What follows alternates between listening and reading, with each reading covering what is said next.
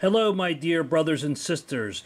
This is a small channel, so I realize not many people are going to be interested in watching this video, but here it is anyway. My thoughts and reactions to our trip to Toronto for the Stifling of Free Speech on University Campuses talk held November 11th at the Canadian Christian College. The event organized and moderated by Sarina Singh with the following speakers on stage: Professor Jordan Peterson, Professor Gad Saad, and Dr. Oren Amity. The event was originally scheduled for August at Ryerson. Due to online threats, it was mentioned that on this first date they had expected a few hundred people. However, the rescheduled event sold out at 1,500 tickets. I will first give much praise to the people at Canadian Christian College for their courage for not only offering to host the talk, but going through with it, being fearless in the face of threats of protest and attempts to shut it down. My wonderful wife and I attended this marvelous event and were made fans of the people of Toronto in the process. For starters, the hotel we stayed at, Best Western Roehampton, was a total class act. I cannot recommend them too much for their friendliness, hospitality, the lengths the staff went to make our stay a comfortable and memorable one. I also need to mention the impeccable quality of the hotel. Most important for comfort was the cleanliness of the room. If you've traveled much,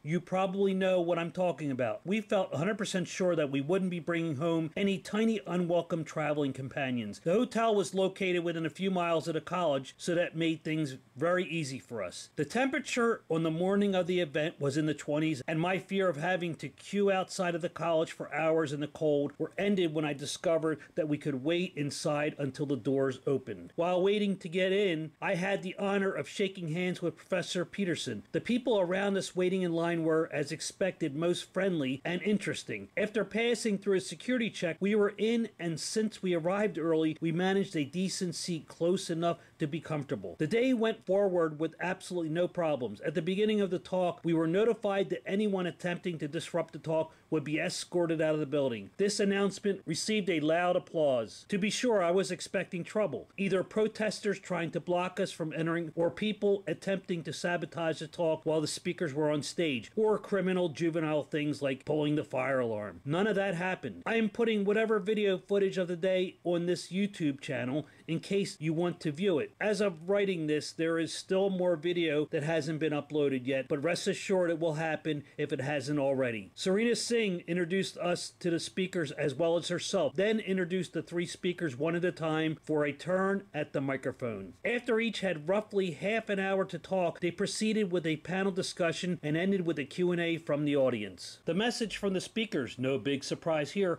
was one of warning of the stifling of free speech on college campus, not only by the evil far right-wing folks, but the intolerant left. Dr. Oren Amity even offered ways to engage people who disagree with you. The trolls are bad actors and attempt to arrive at a more peaceful outcome. I have been to many speaker conference and events like this, and I must tell you that it was one of the most organized and best executed I have been to. There's not much to say since there's video footage of the entire event, and as mentioned earlier, no disruptions by the legion of people who are opposed to free expression. The entire day started roughly 1 p.m. and ended somewhere close to 6 p.m. I returned home committed to being part of the struggle to keep expression free and stand up for those I disagree with. Professor Gad Saad asks us to do something. Don't just privately complain about the stifling of free speech. Say something publicly. I too encourage those not already taking part to do something, even if it's a small thing, like being active on social media against any form of censorship, or support the people who are fighting the good fight, like the people on the stage in Toronto last Saturday. While the authoritarian left continues to shut down the free exchange of ideas simply because they disagree with them, we are losing. When the forces who are opposed to thinking for yourself continually troll us online or dangerously dox people, we are losing. When invented terms like Islamophobia are used to end any debate from ex-Muslims who want to reform the religion, we all lose. But when enough of us,